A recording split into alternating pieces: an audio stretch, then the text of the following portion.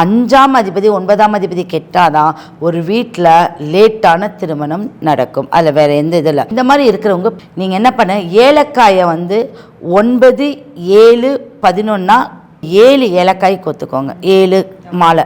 அடுத்தது 7 மஞ்சள் பிள்ளையார் பிடிச்சிக்கோங்க.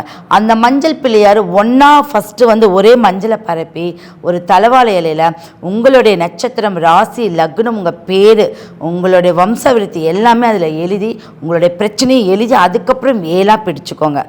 ஒவ்வொரு அரச மர இலையிலையும் அந்த 7 பிள்ளையார் வைங்க. பிள்ளையாருக்கு மேலே இந்த ஏலக்காயை வைங்க. இந்த 7 ஏலக்காய் அப்படிங்கிறது சப்த கண்ணீர்கள், சப்த மாதாக்கள். சப்த கண்ணீர்கள் நினைச்சா மட்டும்தான் திருமணம் கண்டிப்பாக நடக்கும், குழந்தை வாய்ப்பு நடக்கும்.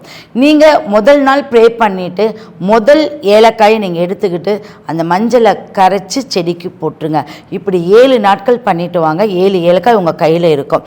இந்த 7 ஏலக்காயை உங்களுடைய ஃபுட்டில் நீங்கள் சாப்பிட்டுக்கோங்க. அதை எங்கேயுமே வெளியில் போடக்கூடாது. இப்படி 7 வாரங்கள் 7 முறை அப்படி செய்து வந்தால் 8ஆவது முறை திருமணத்துக்கு உண்டான வழி கிடைச்சிடும். கண்டிப்பாக உங்களுக்கு திருமண ஏற்பாடு நடந்துடும்.